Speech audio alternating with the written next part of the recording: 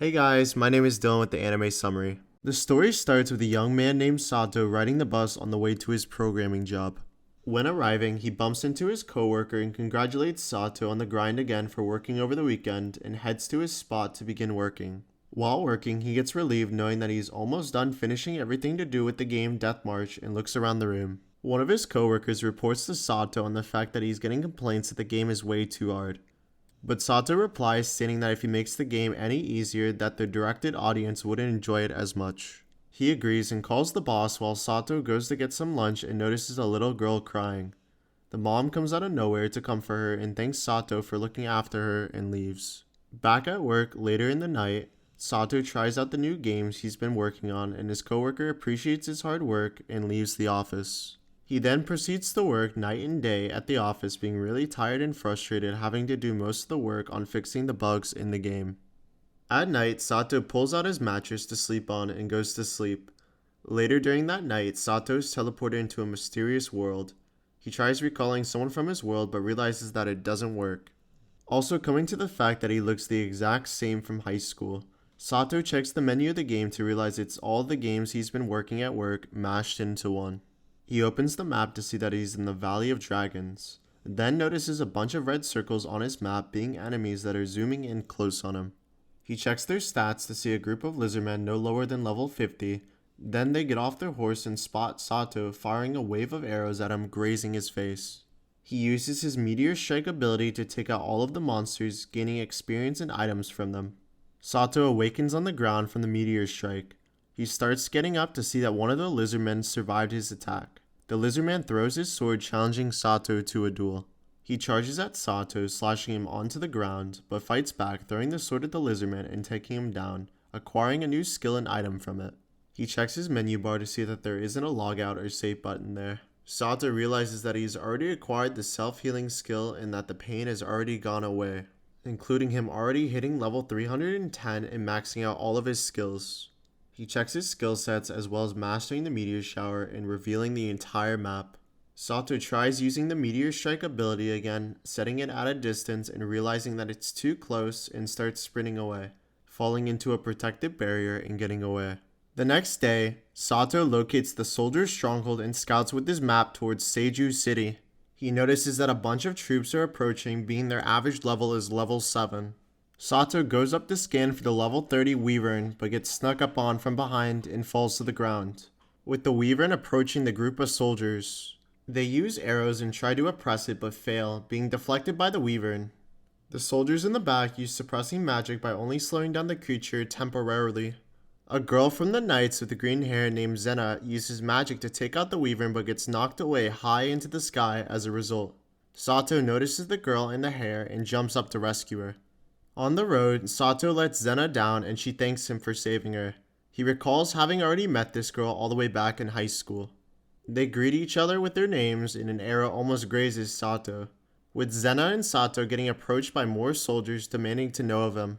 While they are demanding for him to surrender, he upgrades his making excuses and fabrication skills. Then he uses his skills to make up a believable lie and they end up falling for his lie.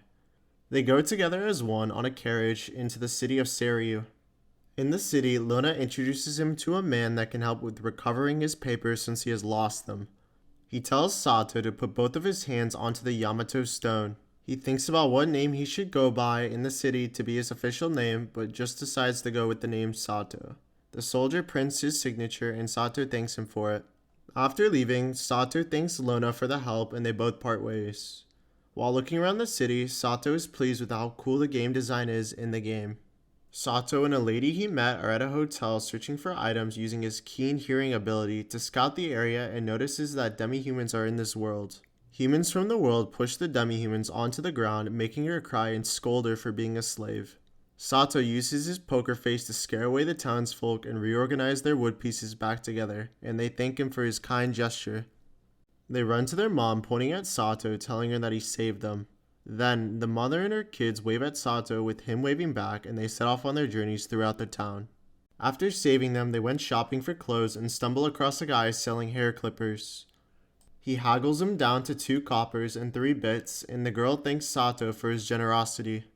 She shows him a dragon mask that they use for festivals, and the merchant persuades Sato that he should purchase the mask because of the dragon festival and that the wig if he wants to be the hero, but decides to get both. A wagon appears carrying a bunch of demi-human girls, with Sato noticing a girl with pinkish purple hair that is on the wagon. Back at the inn, Sato is resting on the bed, exhausted from the day. He heads downstairs to order some food from the girl he was talking to earlier and gets a full meal recommended by her and some drinks. After drinking the soup and eating some of the food, he's amazed about how good it tastes. Sato finishes the meal and the girl comes back to make sure it was good and would want seconds. After Sato relaxes in bed thinking about all of the encounters he's had in the new world, he wonders if he beats the game that he'll be able to return home. Sato doesn't sleep and leaves his room and goes across the city onto a ruined hilltop to scout over the city. Sato realizes that his first priority in the new world should be to have fun and learn things that will help him out as a developer and then to escape the video game world. The next morning at his inn, outside, he is greeted by Zenna who wants to take him around the city. In the city, Zenna takes Sato to a shop to get some food and they have a good chat around the food stands. They both obtain fried dragon wings and a boy accidentally bumps into Zenna, making her clothes dirty. A charmer appears out of nowhere and offers to clean Zenna's clothes. The mysterious girl takes them into an alleyway and first uses water to get rid of the stains, then uses drying magic to fully clean Zenna. On the way back, she tells Sato about casting spells using clumsy words like Lu, La, Ra, and so on. She also goes on to say that she had studied over 3 years to learn how to use magic. Sato tells her that he wants to learn magic so he can use anything that is a day-to-day life around the world, and Zenna chuckles, acquiring the clown title after the joke. At the top of the city on the side of one of the walls, Sato takes Zenna to look across at the landscape around the city. Sato asks her if it was okay to let someone that's an outsider like him enter the city without any repercussions. She tells him that the only things that are usually near the city are wyverns and that the windmills in the city can be changed into a battery to defend it. She shows him inside into a temple and then shows him on the wall the origin story of a demon and the hero. A nun introduces herself that only heroes that answer the call of the young goddess can call upon Palion to fight the demon lord. The nun teases Zenna about having a crush on Sato and gets super red. They hear murmurs in the temple and the nun tells them that they should leave immediately and head outside. While they are taking a horse through the town, Zenna tells them about the time the demon lord attacked 66 years ago. She also tells Sato that there are multiple demon lords that can control other demons to do their bidding for them. They stop in front of a large crowd that is biased towards demi-humans, having them chained up in front of them. Zenna gets in front of the demi-humans and tells the people to stop harassing them. Sato realizes that the townspeople are merely just disguised as people that live there, also trying to harm the demi-human people that he saved earlier at the market shop. While they are protesting, Sato confronts the owner of the demi-humans and knocks him out swiftly with one kick. The whole square realizes that the one demon that Sato was talking about earlier was definitely him, and he shifts into a demon. The one-eyed demon uses demon magic to surround the whole town in darkness. He wakes up in the demon's lair to notice that the same girls and mother that he met before are in the same labyrinth room as him. He introduces himself formally as Sato, the merchant to the demi-humans. They suggest giving them more noticeable names, giving the black and white haired girls Pochi and Tama, and naming their mother Lisa. He gives them clothes, food, and medicine to treat with what they have been going through, and Sato orders them to enjoy his gifts and they dig into the food. After planning out his strategy, he starts making his move and is stopped by the girls. He reassures them that he's only going to scout ahead and won't leave them behind. Sato gives Lisa a weapon to protect him and the children, and they venture further into the labyrinth. Sato notices that there is an enemy close by and surprises it by attacking first. He fires multiple bullets on the monster and takes it out swiftly with ease. Lisa from the monster grabs a core and tells Sato that selling it to a merchant can reward them with lots of coins. They continue embarking on their journey through the labyrinth.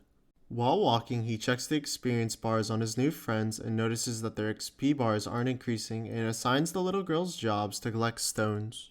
A bug appears in front of them and with their teamwork they take down the monster quickly. Down a hallway, Sato and the group spot way more bugs chilling.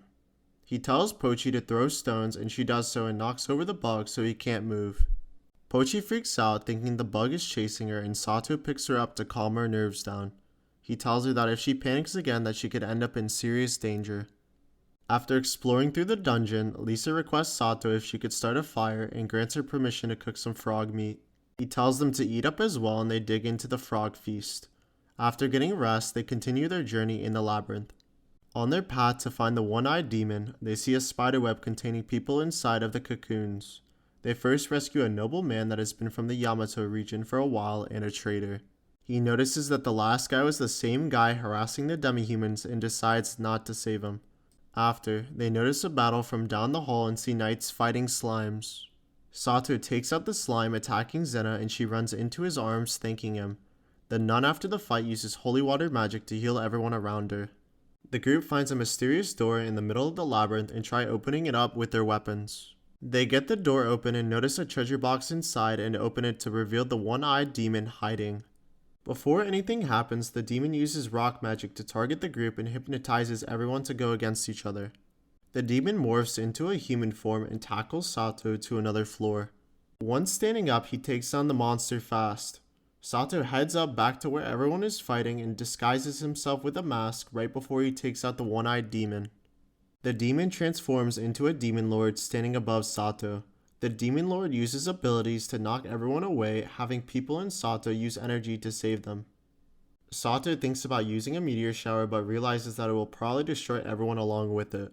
The group uses spells to somewhat distract the monster. Then Sato uses the holy sword to take out the demon lord.